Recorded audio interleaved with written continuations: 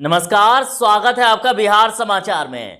तो अब आपके इंतजार की घड़ियां खत्म होने वाली है। सिर्फ एक दिन के बाद बिहार में इन कक्षाओं के लिए स्कूल खुलने वाला है।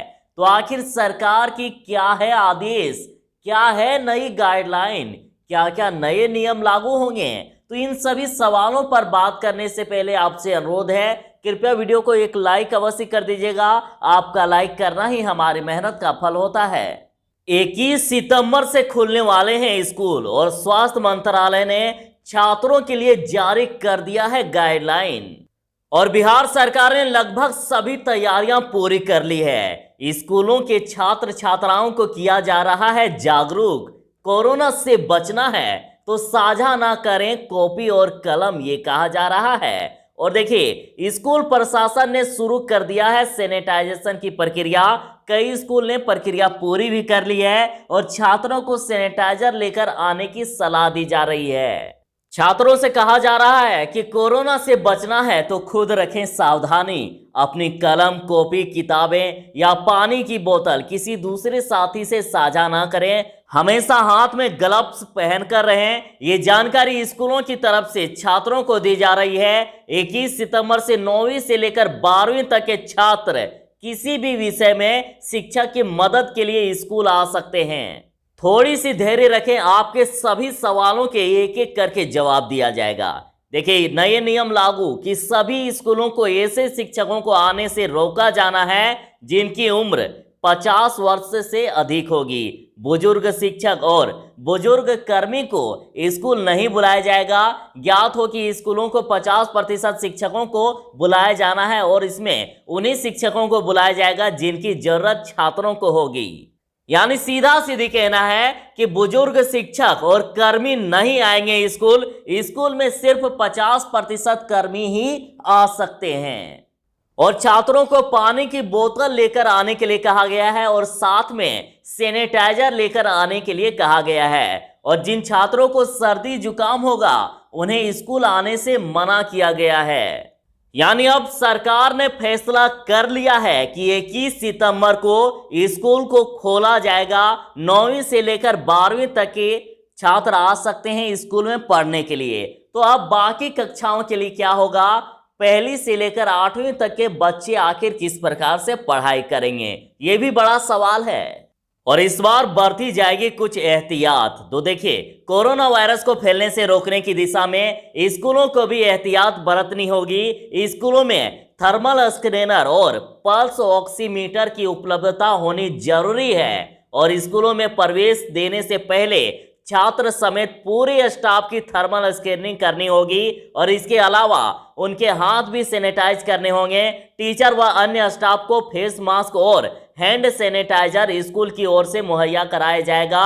रोजाना स्कूल खुलने से पहले पूरा परिसर, सभी कक्षाएं, प्रैक्टिकल लैब और बाथरूम सोडियम हाइपोक्लोराइड सॉल्यूशन से सैनिटाइज कराए जाएंगे। और सबसे अहम बात कि 9वीं से लेकर 12वीं तक के छात्र तो स्कूल आएंगे, लेकिन उन्हें अपने अभिभावक से लिखित रूप में अनुमति लेनी होगी। और यदि अभिभावक या छात्र नहीं चाहेंगे तो उन्हें स्कूल की ओर से जबरदस्ती नहीं किया जा सकता है, कोई फोर्स नहीं किया जा सकता है। और पहले जो ऑनलाइन क्लासेस चल रही थी, वो जो स्कूल नहीं आना चाहते हैं उनके लिए वो क्लासेस जारी रहेगी, ऐसा गाइडलाइन में कहा गया है। और कुछ जरूरी बातें जान लीजिए। गाइडलाइन के अनुसार सिर्फ कंटेनमेंट जोन के बाहर के स्कूल खोले जा सकेंगे और कंटेनमेंट जोन के बाहर रहने वाले स्टाफ और स्टूडेंट को ही स्कूल में एंट्री दी जाएगी। यदि आपके बच्चे का स्कूल कंटेनमेंट जोन में है या फिर आपका घर कंटेनमेंट जोन में है तो आपके बच्चे को स्कूल आने की इजाजत नहीं होगी। यदि आप कंटेनमेंट जोन से आते हैं और चाहते हैं कि किसी दूसरे स्कूल जो कंटेनमेंट जोन के बाहर है वहां क्यों ना पढ़ा लिया जाए तो इसकी इजाजत नहीं होगी। स्टूडेंट्स के बीच कम से कम 6 फीट की दूरी होनी जरूरी है और इसके अलावा फेस कवर या मास्क अनिवार्य होगा। फिलहाल बायोमेट्रिक अटेंडेंस से दूर रहने को कहा गया है। और साथ ही स्कूल के ग्राउंड में किसी भी तरह के खेल या शारीरिक एक्टिविटी की इजाजत नहीं होगी। और साथ ही स्कूलों में मॉर्निंग प्रेयर या प्रार्थना की अनुमति नहीं होगी।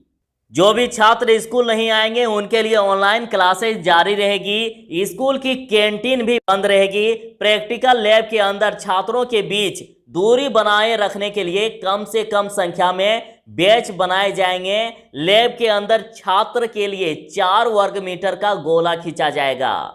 अब यदि बात करें छोटे बच्चों की या पहली से लेकर 8वीं तक के बच्चों की, तो देखिए इनके लिए 30 सितंबर तक बिहार में स्कूल को बंद रखने का फैसला लिया गया है। और हालांकि इनके लिए एक सुविधा यह है कि ऑनलाइन क्लासेस के लिए आप अपने स्कूल या कोचिंग संस्थान को खोल सकते हैं। 50% कर्मियों के साथ वहां आप ऑनलाइन क्लासेस चला सकते हैं। तो ये एक छूट दी गई है इस बार। हाँ, ऑनलाइन क्लासेस में कई सारी दिक्कतें आती है जो बराबर टीचर लोग कमेंट करते हैं।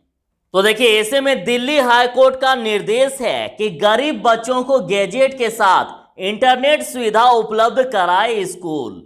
देखिए बिहार के साथ यदि पूरे भारत की भी बात करें तो हमारे देश में कई सारे ऐसे गरीब परिवार हैं जिनके पास अभी स्मार्टफोन भी नहीं है, इंटरनेट तो गांव देहात में चलता भी नहीं है। बहुत सारी परेशानियां हैं जिससे बच्चे अभी पढ़ाई नहीं कर पा रहे हैं। तो ऐसे में दिल्ली हाई कोर्ट का आदेश आया है कि गरीब बच्चों के लिए गैजेट के साथ इंटरनेट सुविधा उपलब्ध कराने के लिए, तो देखिए दिल्ली हाई कोर्ट ने गैर अनुदान प्राप्त निजी स्कूल और केंद्रीय विद्यालय जैसे सरकारी स्कूलों को निर्देश दिए हैं कि वे आर्थिक रूप से कमजोर वर्ग के छात्र छात्राओं को ऑनलाइन क्लासेस के लिए संबंधित गैजेट और इंटरनेट पैकेज उपलब्ध कराए। कोर्ट ने स्पष्ट किया है कि ऐसे गैजेट और डिजिटल उपकरण के साथ ही इंटरनेट पैकेज की लागत ट्यूशन फी का हिस्सा नहीं है और इन्हें निजी और केंद्रीय विद्यालय जैसे सरकारी स्कूलों द्वारा गरीब बच्चों को निःशुल्क यानी फ्री में दिया जाना है। तो आपको ये सुझाव कैसा लगा? क्या बिहार में भी इस प्रकार की व्यवस्था होनी चाहिए? आप अपनी राय कमेंट में जरूर ही दीजिएगा। और स्कूल कॉलेज खुलने को लेकर आपकी क्या राय है? क्या सरकार ने सही फैसला लिया है अभी स्कूल कॉलेज खुलने के लिए? 9वीं से लेकर 12वीं तक के छात्र परामर्श लेने के लिए स्कूल में आ सकते हैं। क्या ये सरकार का सही फैसला है? और छोटे बच्चों के लिए जो 30 सितंबर तक स्कूल कॉलेज अभी बंद किए गए हैं, वहां सिर्फ ऑनलाइन क्लासेस ही जारी रहेगी, तो इसके बारे में भी आप अपनी राय जरूर ही दीजिएगा।